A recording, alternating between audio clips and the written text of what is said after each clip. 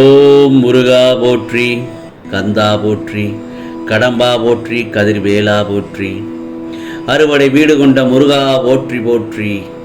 என் செல்லப்பிள்ளையே, நீ இதை கேட்டு முடித்த 15 நிமிடத்தில் உன்னை தேடி மங்கள செய்தி வரும். ஆம், பழனி முருகனை நம்பினால் கேள் என் செல்லமே, நிச்சயமாக நடக்கும்.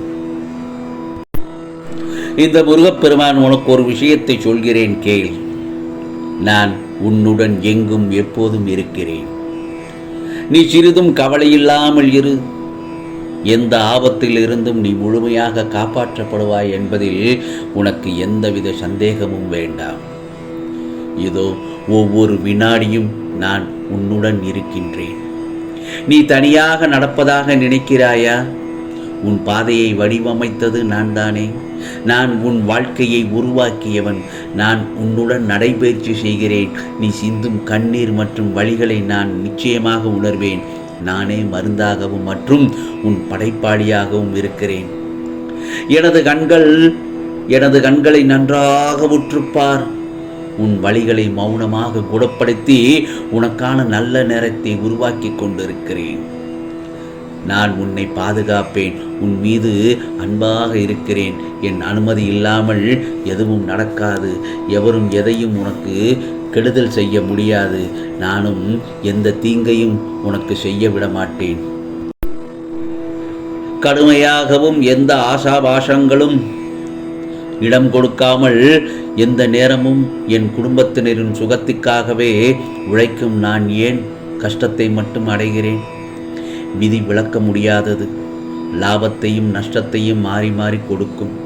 கர்ம வினைகளுக்கேற்றவாறு இன்னல்கள் விளைவிக்கும். உனக்கு வரக்கூடாத வியாதிகளும் வந்து துன்புறுத்தும்.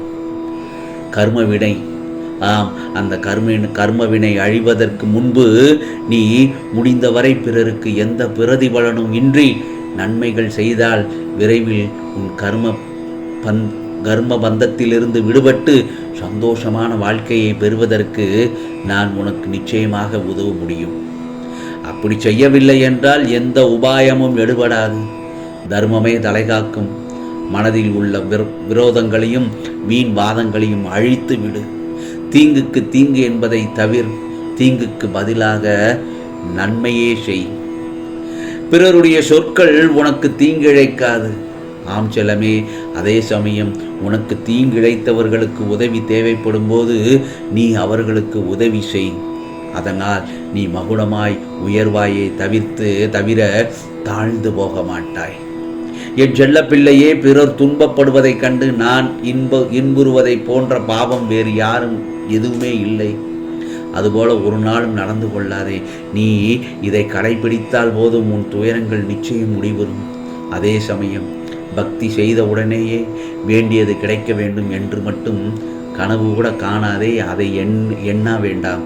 பக்தி என்பது இறை அருளையும் புண்ணியத்தையும் பெறுவதற்கான ஒரு நுழைவுச் சீட்டுதான். இறைவனின் அன்பை பெற இது ஒரு அங்கீகாரம். இதை செய்துவிட்டு காத்திருக்க வேண்டும். எல்லார் வாழ்விலும் சோதனைகளும் வரும். அதன் பிறகே நீ செய்யும் ஒவ்வொரு காரியத்தை பொறுத்து அவரவர் தேவைகளை பூர்த்தி செய்யப்படும். அதேபோல்தான் பிடிக்காத வாழ்க்கை எப்படி வாழ்வது என்று யோசிப்பதை விட நமக்கு பிடித்த மாதிரி எப்படி மாற்றிக்கொள்வது என்று நினைப்பதே சாலச் சிறந்தது. நதி போல நீ பயணித்து கொண்டே இருக்க வேண்டும். பாறைகள், வனங்கள் என்று பல்லாயிரக்கணக்கான மைல்கள் கடக்க வேண்டியது இருக்கும். இவைகளை கடந்தபின்தான் சந்தோஷம் என்ற பெரிய சமுத்திரம் கிடைக்கும்.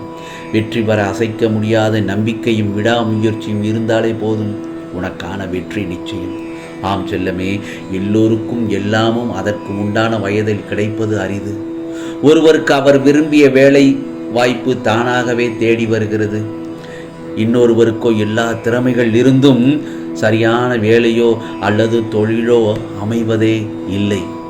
22 வயதில் தனது வியாபாரம் தொழிலில் கோடீஸ்வரரான ஒருவர் 45 வயதில் எல்லாம் இழந்து ஏழ்மையாகிறார். ஒருவர் 40 வயது வரை தன் தொழில் வியாபாரத்தில் சகல கஷ்ட நஷ்டங்களை அனுபவித்து 50 வயதில் கோடீஸ்வரர் ஆகிறார். எனவே உனக்கு ஒன்று கிடைத்துவிட்டால் அது கிடைக்காமல் போராடும் மற்றவரை ஏளனமாக செய்ய வேண்டாம். உன்னை மற்றவரோடு ஒப்பிட்டு உன்னிடம் இல்லாததை நினைத்து புலம்பாதே. எதிர்காலத்தில் நடக்கவிருப்பதை எல்லாம் கட்டுப்படுத்த நினைப்பது இயலாது. இங்கே இப்போது இந்த நொடியில் என்ன செய்து கொண்டிருக்கிறாயோ அதை முழுமையாக விழிப்புணர்வுடன் செய். அடுத்த நொடி நிச்சயம் அழகாய் மலரும். ஆகவே தேவைகள் நிச்சயம் பூர்த்தி செய்து கொள்ள முடியும். ஆனால் ஆசைகள் ஓட்டை குடம் போல எப்போதும் நிறைவு செய்ய முடியாது. இதுதான் வாழ்க்கை என் செல்லமே. இதை புரிந்து கொண்டவர்கள் மட்டுமே மகிழ்ச்சியாக வாழ்கிறார்கள். எனவே கவலை கொள்ளாமல் நிதானத்தோடு நம்பிக்கையோடு உன் கடமைகளை செய். உன்னுடைய துன்பங்கள் எல்லாம் முடிவுறும். ஆம் செல்லமே, நீ எடுக்கும் எல்லா முயற்சிகளிலும் உனக்கான வெற்றிகள் நிச்சயம்.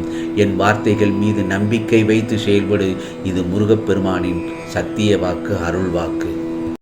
என் செல்ல பிள்ளையே, உன் வாழ்க்கையில் இந்த முருகப்பெருமான் இருக்கிறேன் என்பதை மறந்து விட்டாயா? எப்படி உன்னை நான் விழச் செய்வேன்? இப்படி நீ நினைக்கும் போது எப்படி உன்னால் என்னை உணர முடியும்? உன் இதயத்தில் நான் வாழ்கிறேன் என்று. இந்த பிரபஞ்சத்தில் கஷ்டம் யாருக்குத்தான் இல்லை? உனக்கு, உன்னை சுற்றி உள்ளவர்களுக்கு, ஏன் உன் முருகப்பெருமானுக்கே சில நேரங்கள் கஷ்டங்கள் தோன்றுவது உண்டு. கஷ்டத்தை மட்டுமே யோசித்து கொண்டிருந்தால் உனக்கு எப்படி முன்னேற தோன்றும்? நான் இருக்கிறேன். உன்னை என்றும் திசை மாற விடமாட்டேன். நீ என் உயிராய் இருக்கிறாய். எப்போதும் என் பிள்ளையாய் இருப்பாய். ஆகவே உன் வாழ்க்கையில் முன்னேற நிச்சயம் இந்த முருகப்பெருமான் வழிகாட்டுவேன். அதில் நீ நிச்சயமாக பயணிக்கப் போகிறாய். வெற்றியும் அடையப் போகிறாய். உனக்கு நான் சொல்வதை மனதார கேட்டு நீ அதன்படி நடந்தால் உனக்கான வாழ்க்கை நிச்சயமாக வெற்றி அடையும். உனக்கு வெற்றி கிடைக்க நேரம் ஆகின்றதே என்று வருத்தப்படாதே. என் பிள்ளை, நீ வளர்ந்து உயரமாக நிற்கப் போகின்ற மூங்கில் மரம் போல்தான். அதனால் பயப்படாதே. நிச்சயமாக நீ வெற்றியடைவாய். உன்னுள் எழும் கோணலான சிந்தனைகளை நிச்சயமாக நான் மாற்றுவேன். ஆம் செல்லமே, அது உன் மனதை ரணப்படுத்தி கொண்டு இருப்பதை எப்படி என்னால் உணராமல் இருக்க முடியும்? நிச்சயம் நிம்மதி அடைவாய். நீ ஜெயமாக, நன்றாக, மன நிம்மதியுடன், சந்தோஷமாக உன்னை சேர்ந்தவர்களுடன் வசந்தமாய் வாழப்போகிறாய். இனி உனக்கு ராஜயோகம் செல்லமே. கவலைப்படாதே. நிச்சயம் நீ நினைத்ததெல்லாம் நடக்கப் போகிறது. நிச்சயமாக நீ நினைத்ததெல்லாம் பலிக்கப் போகிறது. இது முருகப்பெருமானின் அருள் வாக்கு. இனி உனக்கு ஆரோக்கியமான, அற்புதமான, செழிப்பான வசந்த காலமே, சந்தோஷமான எதிர்காலம் உன்னை தேடி வந்து கொண்டிருக்கிறது. காத்திரு. நான் இருக்க பயம் ஏன்? இன்னும் ஒன்று சொல்லட்டுமா?